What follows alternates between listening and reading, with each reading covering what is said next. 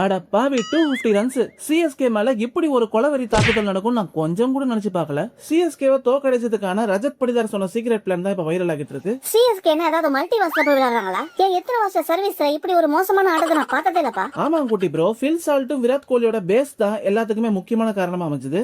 அதுக்கு மேல Tim David 25 பந்துகள்ல 70 runs.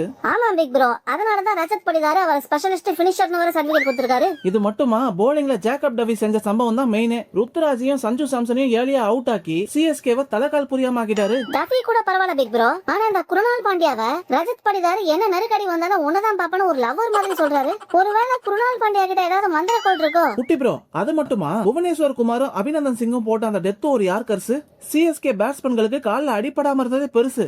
RCB players கிட்ட இப்பதான் அந்த யூனிட்டியே வந்திருக்கு பிக் ப்ரோ. சுயா சர்மா 4 ஓவர்ஸ்ல 21 ரன்ஸ் தான் கொடுத்தாரு, அதை மறந்துட்டீங்களே. கரெக்ட். ஆனா படிதார் சொன்ன சீக்ரெட் என்ன தெரியுமா? பிரஷர்னு வந்தா ஆட்டோமேட்டிக்கா குருணால பாப்பாராம். பினிஷ் பண்ண டிம் டேவிட கண்ணை மூடிட்டு நம்புவாராம். ஆர்சிபிக்கு பிளான் எல்லாமே கரெக்டா எக்ஸிக்யூட் ஆயிடுச்சு. அப்புறம் என்ன, ஈஸியா கப் நமதேன்னு ஸ்டேட்டஸ் போட வேண்டியதானே? மக்களே, ஆர்சிபி மறுபடியும் இந்த முறை கப்பை ஜெயிப்பான்னு நினைக்கிறீங்களா? அப்படியே சிஎஸ்கேவோட பெர்ஃபார்மன்ஸ்க்கு 10க்கு எவ்வளவு மார்க் கொடுப்பீங்க? கமெண்ட் செக்ஷனை தெரிவிக்க விடுங்க.